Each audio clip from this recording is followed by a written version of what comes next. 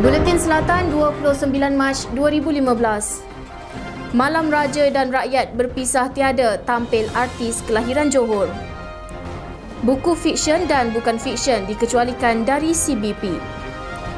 Pameran Mahkota Jauhar Junjungan Negeri tampil berbagai bahan menarik. Abu mayat 2 ahli perniagaan tiba di Johor. Dan akhir sekali, 3,000 pasangan mohon anak angkat dari Orphan Care. Salam sejahtera. Seramai lebih 20,000 pengunjung membanjiri dataran Bandaraya Johor Bahru bersempena dengan konsert kemahkotaan Raja dan Rakyat berpisah tiada anjuran Yayasan Warisan Johor malam tadi.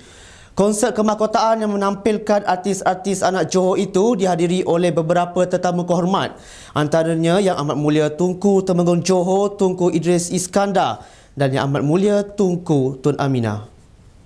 Penolong Pengarah Bahagian Persembahan Yayasan Warisan Johor, On Jaafar, ketika ditemui TV Selatan berkata beliau berasa bangga dengan kejayaan program kebudayaan tersebut yang telah berlangsung sejak 23 Mac lalu.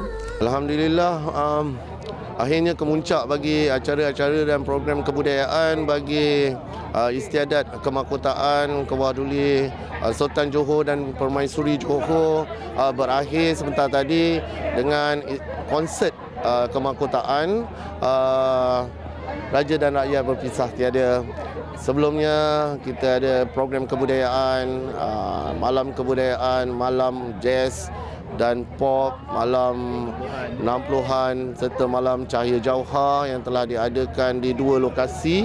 Dan hari ini kita berakhir tamat di dataran bandaraya dengan kunjungan seramai lebih kurang 25 hingga 30,000 orang penonton yang menyaksikan persembahan kita dengan terdiri daripada lebih kurang 11 orang artis yang bergiat sama. Antara artis kelahiran Johor yang terlibat dalam konsert kemahkotaan itu ialah kumpulan Spider, Ayai Ilusi, Indah Ruhaila, Salwa Abdul Rahman, Maya, Nash, selain turut dimeriahkan dengan persembahan artis naungan Yayasan Warisan Johor.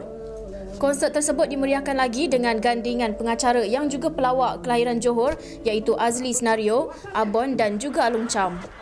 Ayah yang mempersembahkan 2 buah lagu amat berbangga menjadi salah seorang artis yang terpilih untuk membuat persembahan bagi meraihkan Hari Kemahkotaan Sultan Johor, Sultan Ibrahim, Sultan Iskandar.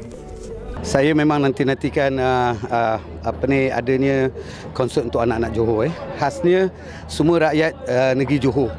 Sempena kemahkotaan ni kita patut adakan persembahan yang sebegini kerana Johor adalah salah sebuah negeri di Malaysia ni yang banyak melahirkan penyanyi-penyanyi yang berkaliber dan juga popular sehingga sekarang ini. Jadi usaha Yayasan Warisan Negeri Johor memang amat-amat kami hargai dan kami sanjung tinggi.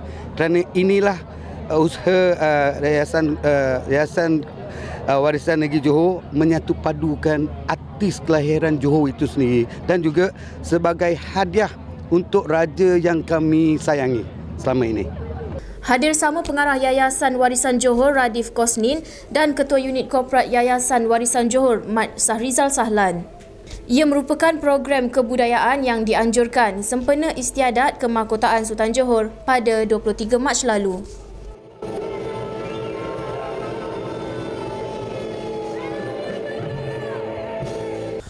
Buku fiksyen dan bukan fiksyen seperti novel, buku rujukan tidak akan dikenakan cukai barangan dan perkhidmatan CBP.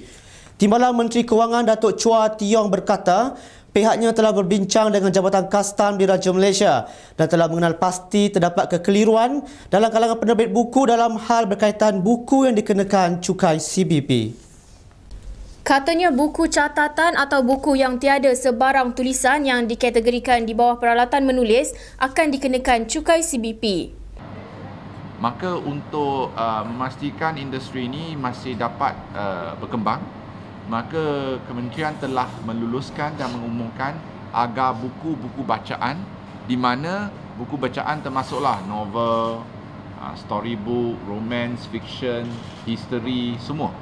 Sama ada dia diguna di dalam sekolah atau tidak digunakan dalam sekolah, asalkan dia adalah buku bacaan, maka dia dikenakan kadar sifar.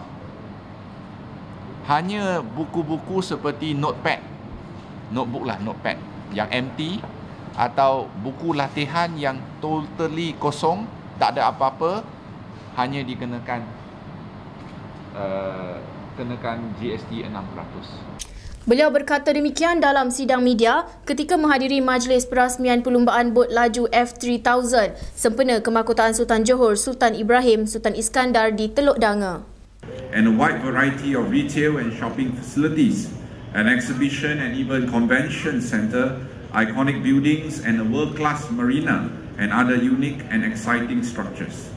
Ladies and gentlemen, I also understand that IWH in association with Iskandar Regional Development Authorities or IRDA and Johor State Government will mount an aggressive branding and marketing program to woo tourists, investors and businessmen from around the region and the world to visit Danga Bay. Perlumbaan bot laju F3000 disertai 19 buah bot mewakili 7 negara seperti Brazil, New Zealand, Singapura dan Brunei. Perlumbaan kali ini mencatatkan penyertaan tertinggi pelumba dari negeri Johor selaku wakil Malaysia dengan 7 buah bot laju yang akan menyertai perlumbaan akhir pada hari ini. Dokumen Undang-Undang Tubuh Kerajaan Johor 1895 adalah antara bahan bersejarah negeri Johor yang dipamerkan pada pameran Mahkota Jawhar Junjungan Negeri di Pusat Konvensyen Antarabangsa Persada. Sultan Johor Sultan Ibrahim Sultan Iskandar berkenan merasmikan pameran berkenaan. Pengisytiharan undang-undang itu adalah perlembagaan bertulis pertama bagi negeri Johor dan Tanah Melayu suatu ketika dahulu. Selain dokumen bersejarah, pameran itu turut menampilkan 168 gambar yang menampilkan sejarah negeri Johor, sejarah Kesultanan Johor, replika alat istiadat kebesaran dan darjah kebesaran serta pakaian. Pameran tersebut sehingga 25 April ini diadakan sempena sambutan Kemahkotaan Sultan Johor dan ia dianjurkan oleh Kerajaan Negeri dengan kerjasama Arkib Negara Malaysia, Cawangan Johor. Pengerusi Jawatankuasa Pendidikan, Penerangan, Pembangunan Usahawan dan Koperasi Negeri Johor, Mat Jais Sardi berkata, selepas pameran itu, bahan bersejarah berkenaan akan diletakkan di bangunan Sultan Ibrahim bagi membolehkan orang ramai menyaksikannya sepanjang masa. Beliau yakin pameran yang menampilkan sejarah negeri dan Kesultanan Johor itu boleh menjadi daya tarikan kepada pelancong dalam dan luar negara untuk melawat negeri ini pada masa hadapan. Istiadat Kemahkotaan Sultan Ibrahim sebagai Sultan Johor kelima dalam sejarah Johor moden berlangsung pada 23 Mac lepas di Istana Besar. Seramai 316 orang asli di negeri ini menerima lesen percubaan motosikal kelas B2 menerusi program Satu Komuniti Satu JPJ SKSJ khas yang diadakan selama 3 bulan mulai Januari lepas. Timbalan Ketua Pengarah Jabatan Pengangkutan Jalan JPJ Datuk Yusof Ayub berkata, program dengan kerjasama Jabatan Kemajuan Orang Asli JAKOA itu memberi manfaat kepada 162 lelaki dan 154 wanita orang asli di 4 daerah. Datuk Yusof berkata program yang julung kali diadakan itu khusus untuk orang asli kerana kebanyakan mereka sudah mahir menunggang motosikal namun mereka tidak memiliki lesen B2 yang sah. Sehubungan itu, program tersebut yang hanya mengenakan bayaran minimum RM160 seorang meringankan beban golongan itu, memudahkan mereka mendapatkan lesen serta meningkatkan kesedaran berhubung keselamatan jalan raya. Beliau menegaskan walaupun program khas, namun program tersebut bukan jalan pintas untuk golongan orang asli berkenaan mendapatkan lesen. Menurut beliau, kesedaran keselamatan di jalan raya perlu dititikberatkan semua pihak memandangkan kajian yang dilakukan Institut Penyelidikan Keselamatan Jalan Raya Malaysia mendapati 67% hingga 70% kadar kemalangan di negara ini adalah berpunca daripada sikap pengguna jalan raya. Untuk paparan berita selanjutnya, kita kembali selepas ini. Rumah mampu milik Johor, 37,000 unit telah dibina. 40,000 lagi bakal dibangunkan. Terdapat di semua daerah negeri Johor. Peluang yang lebih tinggi, terbuka untuk semua kaum dengan harga yang lebih rendah. Pelan Suara Hati Johor, merakyatkan kerajaan pembangunan pro rakyat.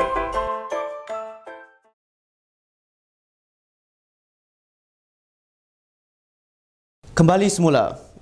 Abu mayat 2 daripada 5 ahli perniagaan yang maut dipercayai akibat terhidu gas di Nanning, China pada 16 Mac lalu dibawa pulang ke Johor pada Khamis. Pengerusi Jawatankuasa Pelancongan, Perdagangan dan Kepengunaan Negeri Datuk T. Siu Kiong berkata, abu itu milik Chin Yok Weng, 61 tahun, yang juga pengerusi Persatuan Peniaga Kecil Johor Bahru, dan Eng Wei Shan, 26 tahun.